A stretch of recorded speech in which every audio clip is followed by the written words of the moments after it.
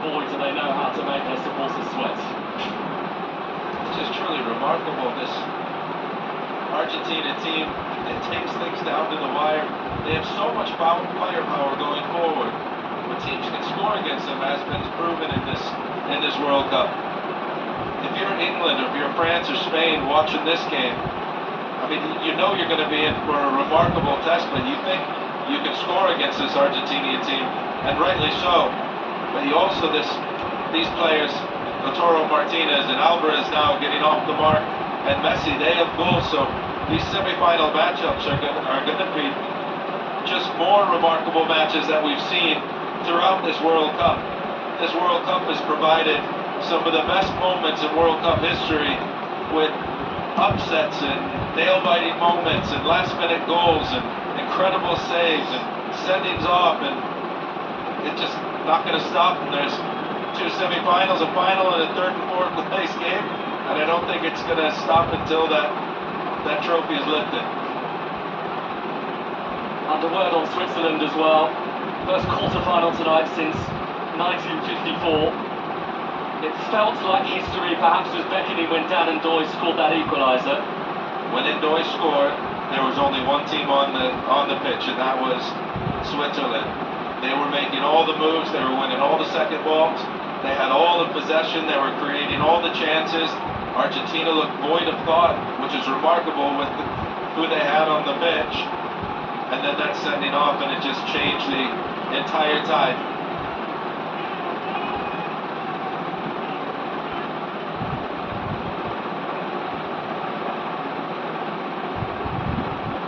One of the assets of Argentina is, Brad, the fact that they have shown some serious grit over these past 3 games. It's been a troubled knockout stage, there is no doubt about that. For a long time tonight felt like it was going to be more trouble than any of the others, and yet they keep finding a way.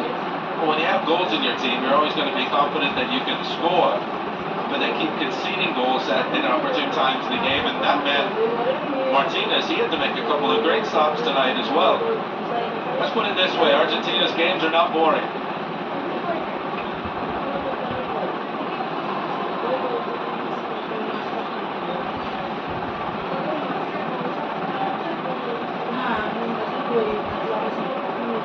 Good news for Argentinian fans everywhere, but perhaps the bad news, if you are of an English persuasion, is that Argentina have never lost a World Cup semi-final before.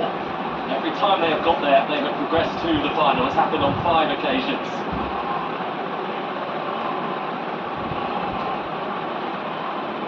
And for the first time ever, Lionel Messi will be facing England. That has never happened before. That's going to be a tall task for Argentina. Watching England and watching Argentina play, England has some weapons that can score against this team. That's going to be a very difficult game for both teams. Weather's not going to be an issue because it's going to be played indoors. Thomas Tuchel will have his men ready. They both had to endure a lot of extra minutes on the field. England had to play in 40-degree heat. Be a very intriguing contest, but I think one that both teams will feel that they can win.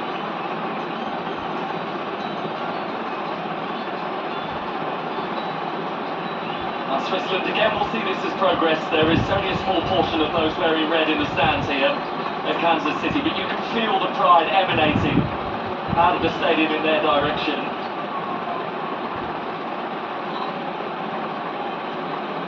Played over 60 minutes with 10 men tonight, Switzerland.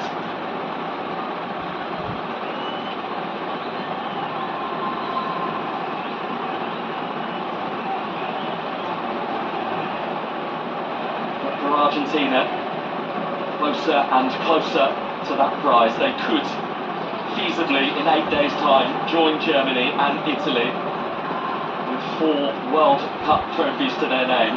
And then it would only be their great rivals Brazil ahead of them.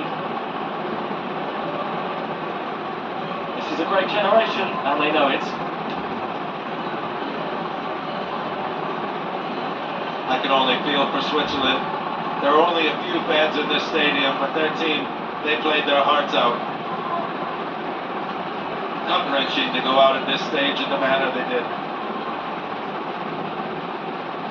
yet another night where they were not able to beat Argentina.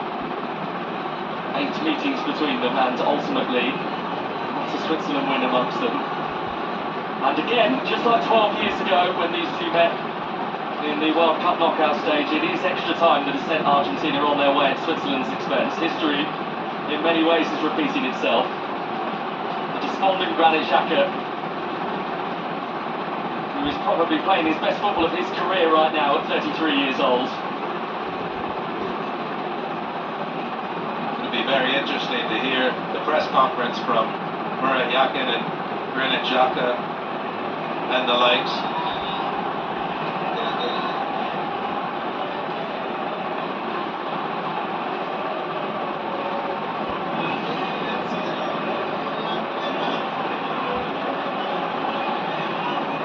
The end of a 4th World Cup for Granit Xhaka, so he joins Rodriguez's current teammates and Barani and Shaqiri of having achieved that with Switzerland. But they are dancing all the way to the Final Four.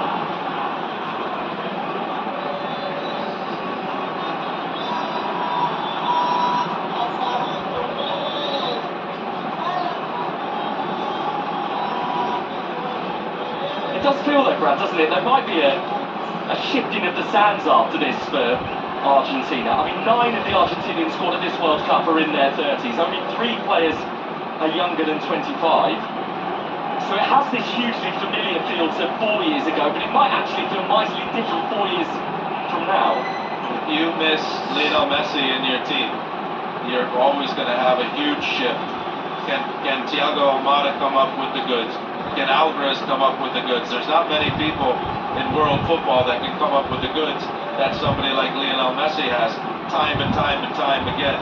So trying to replace a player like that when it is time for him to hang up his boots is next to impossible to find that in one player.